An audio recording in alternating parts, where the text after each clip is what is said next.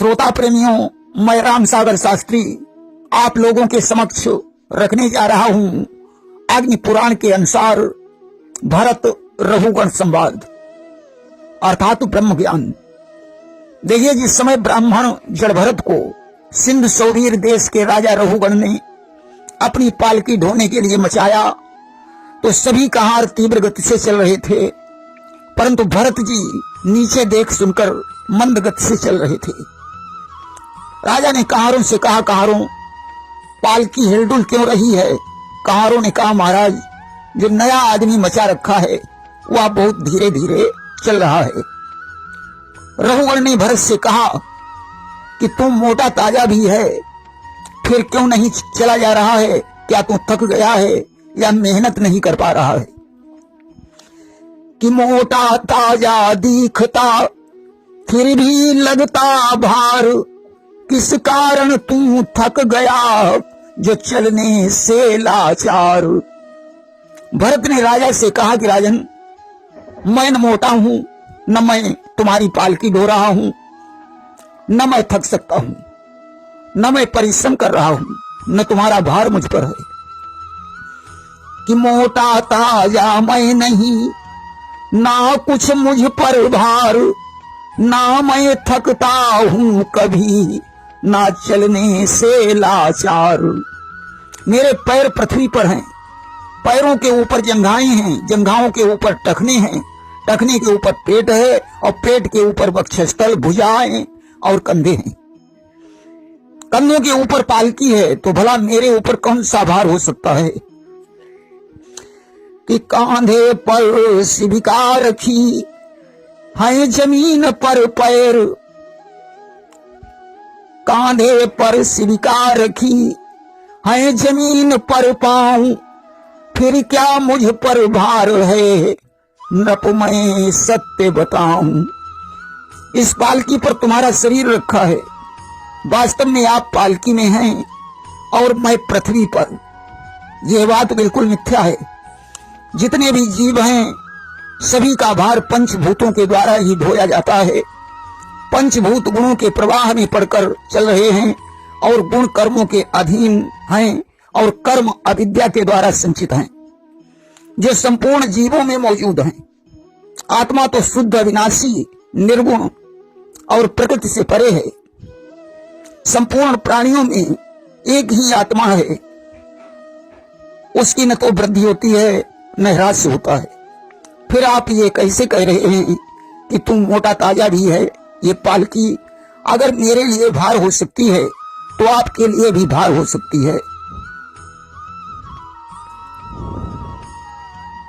कि एक आत्मा जगत में वृद्धि न उसका ह्रास,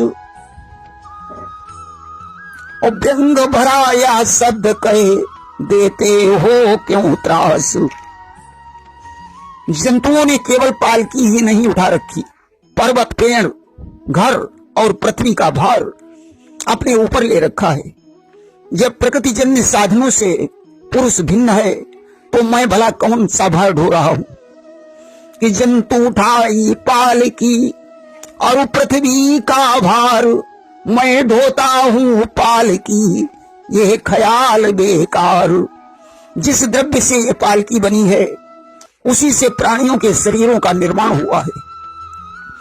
भरत जी के ऐसे वाक्य सुनकर राजा रघुगण पालकी से उतरकर भरत के चरणों में गिर गया। उसने कहा कि हे विप्र, मुझे क्षमा करें, मुझे कल्याणकारी उपदेश प्रदान करें। कि उतर पालकी से नृपति गिरा चरण यकुलाए, ज्ञान दीजिए विप्रवर सब अपराध बिहाए। और यह भी बताएं कि आप कौन हैं और यहाँ किस लिए आए हैं? भरत ने कहा, अगर मैं यह कहूं कि मैं अमुक हूं तो ये भी नहीं कहा जा सकता है। हमारे यहां आने का कारण क्या है? तो ये क्रिया कर्म फल का उपयोग करने के लिए ही होती है। सुख दुख के उपभोग भिन्न भिन्न देश अथवा शरीर आदि की प्राप्ति कराने वाले हैं तथा धर्म अधर्म से उत्पन्न सुख दुखों को भोगने के लिए ही जीव नाना प्रकार के देश अथवा शरीर को प्राप्त करते हैं। राजा ने कहा, ब्रह्मन, जो आत्मा सत स्वरूप से विराजमान है तथा कर्ता भोक्ता रूप में प्रतीत हो रहा है, उसे मैं ही हूं, ऐसा कहकर क्यों नहीं बताया जा सकता है? आत्मा के लिए अहम शब्द का प्रयोग भी तो ठीक है। भरत जी बोले, अनात्मा में आत्मत्व का बोध कराने वाला अहम शब्द उचित नहीं है। वैसे आत्मा के लिए अहम शब्द दोष युक्त नहीं है। जब संपूर्ण शरीर में एक ही आत्मा है तो कौन तुम और कौन मैं हूं? ये सब बातें व्यर्थ हैं। एक आत्मा सभी में, मैं तुम में क्या भेद, जो मैं हूं तुम भी वही, फिर क्यों करते खेद। राजन, तुम राजा हो, ये पालकी है, हम लोग इसे ढोने वाले हैं, आगे चलने वाले सिपाही हैं। यह लोक आपके अधिकार में है, यह सत्य नहीं है। वृक्ष से लकड़ी बनी और लकड़ी से पालकी बनी जिसके ऊपर तुम बैठे हो। फिर कोई आदमी ये नहीं कहता कि महाराज वृक्ष या लकड़ी पर बैठे हैं, पालकी पर बैठे हुए हैं। यही कहते हैं कि वृक्षों से लकड़ी बनी, उनको दिया मिलाए, लकड़ी तरु का नाम तजी, यह शिविका कहलाए। परंतु लकड़ियों का समूह ही तो पालकी है।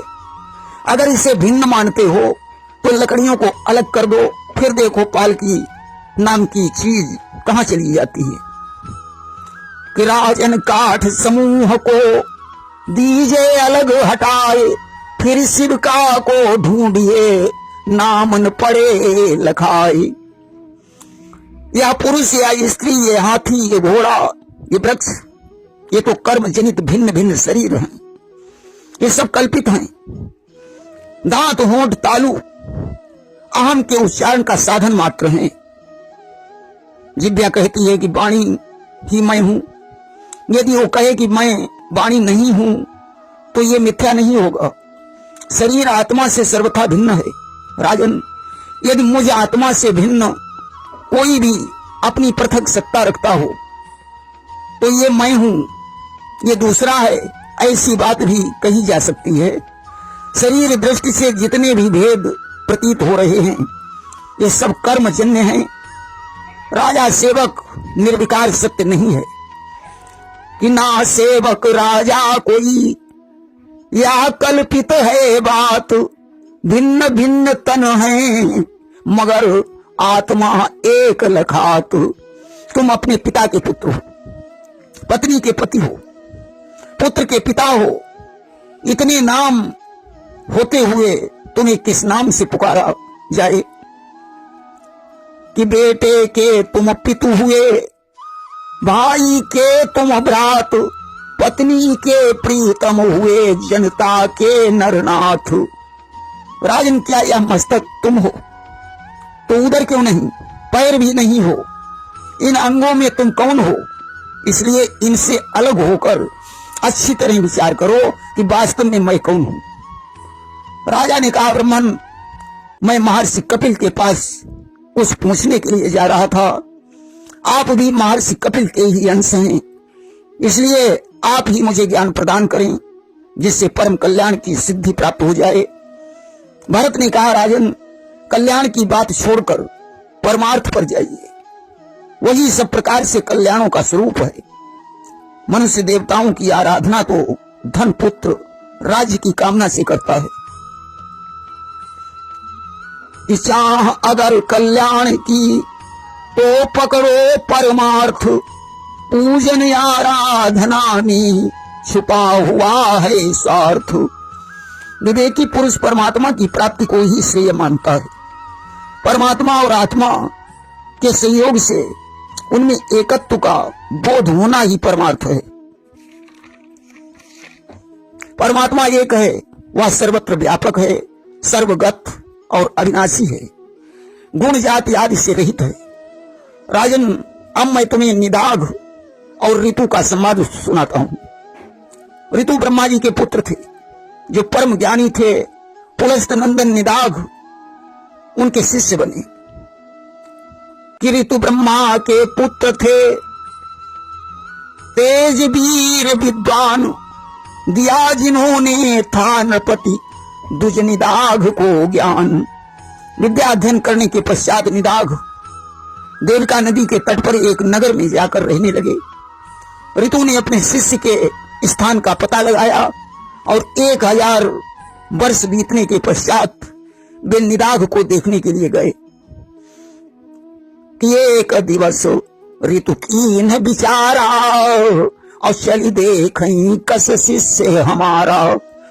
निदाघ बलवैश्य देव के पश्चात अन्न भोज ग्रहण करके अपने शिष्य से बोले कि भोजन के बाद मुझे तृप्ति प्राप्त हुई है, क्योंकि भोजन ही अच्छे तृप्ति को देने वाला है। इसके बाद उन्होंने वही प्रश्न ऋतु से किया। ऋतु ने कहा कि जिसको भूख लगी होती है उसी को भोजन के पश्चात तृप्ति होती है।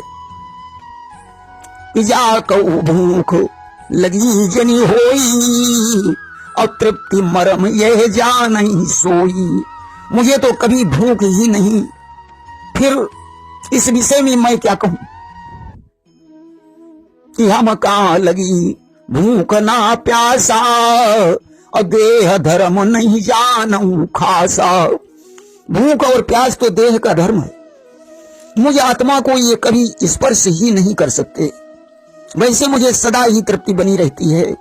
पुरुष आत्मा या आकाश की भांति सर्वत्र व्याप्त है और मैं प्रत्येक आत्मा ही हूं। तुमने जो प्रश्न पूछा है कि आप कहां से आते हैं, ये प्रश्न सार्थक नहीं है कि कहां ते आए कहां कऊ जाबऊ और यही को का उत्तर बतलावऊ। मैं न कहीं जाता हूं न आता हूं और न कहीं रहता हूं, न तुम मुझसे भिन्न हो न मैं तुमसे अलग हूं। जैसे मिट्टी का घर मिट्टी से लीपने पर मजबूत होता है, वैसे ही यह शरीर अन्न से पुष्ट होता है। मैं तुम्हारा आचार्य हूं और तुम्हें ज्ञान देने के लिए आया हूं कि ज्ञान देन तुम का मैं आवा और परमार्थ को तत्व बतावा। अब मैं जा रहा हूं, तुम्हें परमार्थ तत्व का उपदेश कर दिया है। इस संपूर्ण जगत को परमात्मा का स्वरूप समझो, इतना कहकर ऋतु वहां से चले गए। 1000 वर्ष बाद पुनः वहां पहुंचे तो देखा निदाघ नगर के पास एकांत स्थान में खड़े हैं कि बहुदिन बाद पुनः ऋतु आए और खड़े निदाघ मार्ग माह पाए। ऋतु ने कहा भैया इस एकांत स्थान में क्यों खड़े हो?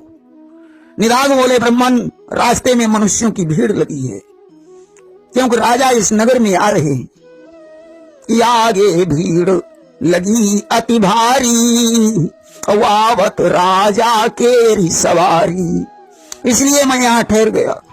ऋतु ने पूछा अच्छा ये बताओ कि इनमें कौन राजा है और कौन दूसरे लोग हैं? निदाघ ने कहा जो हाथी पर बैठे हुए हैं वे राजा हैं और जो उन्हें चारों ओर से घेरे हुए हैं वे अन्य लोग हैं। कि हाथी पर राजा असवारा और तिनके सैनिक चलही अगारा।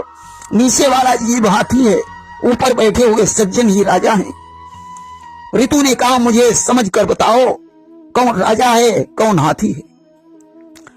निदाघ ऋतु के ऊपर चढ़ गए और बोले अब तुम वाहन को पहचान लो, मैं तुम्हारे ऊपर राजा के समान बैठा हूं और तुम मेरे नीचे हाथी के समान खड़े हो।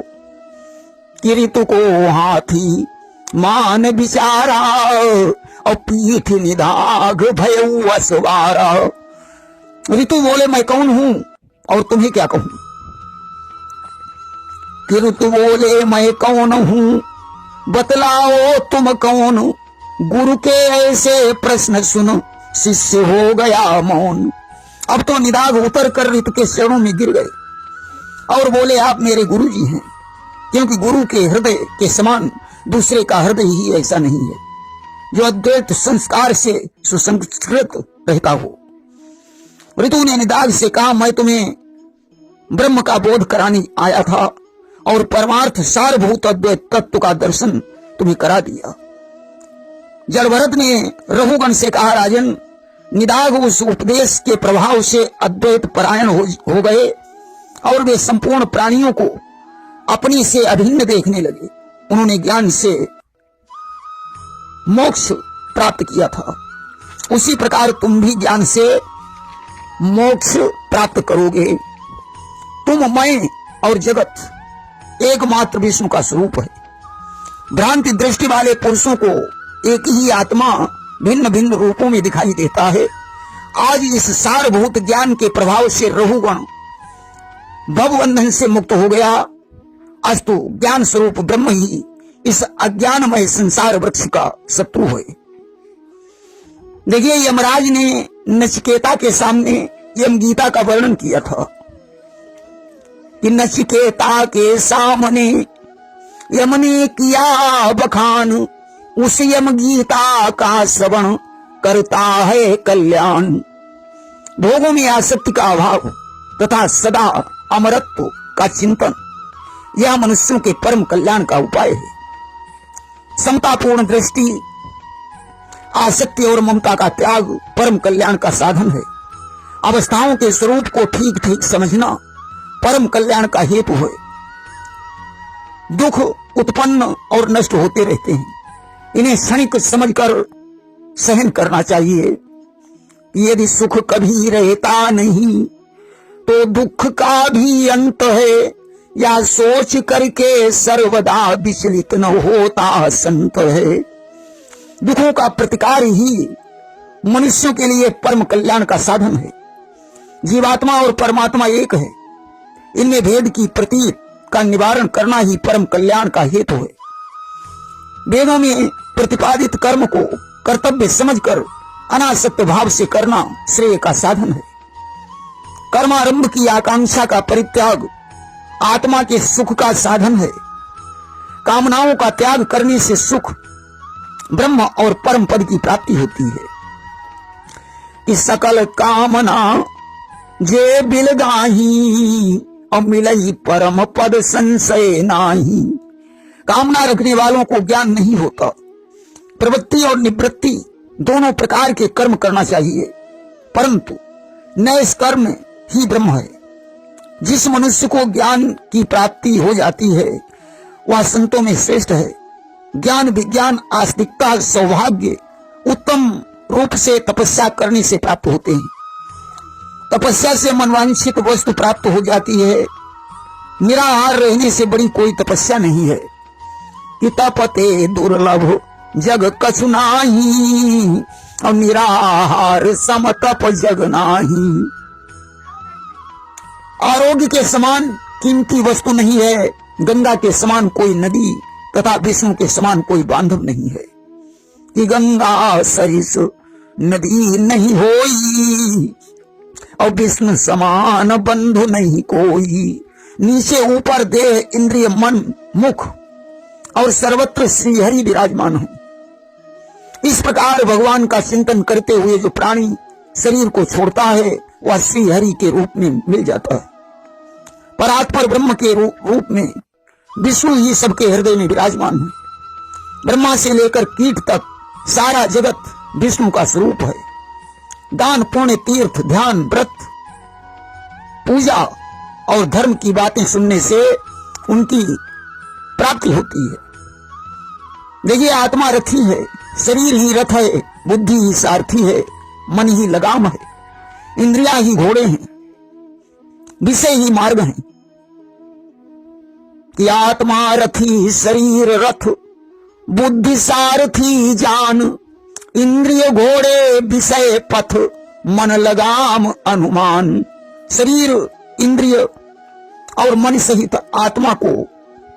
आत्मा का भोग, शरीर, इंद्रिय और मन सहित आत्मा को भोक्ता कहते हैं।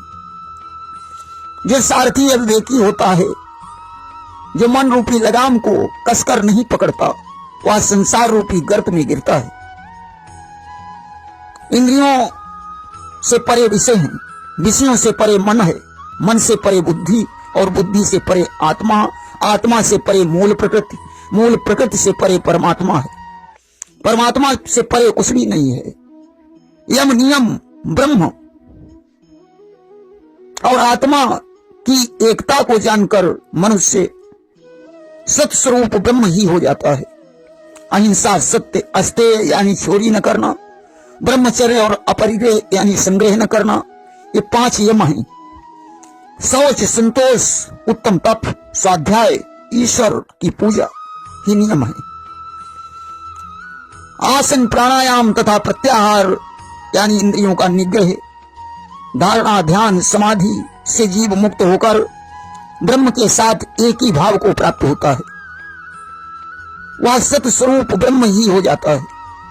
ज्ञान से ही जीव अपने को ब्रह्म मानता है। अज्ञान और उसके कार्यों से मुक्त होने पर जीव अजर अमर हो जाता है।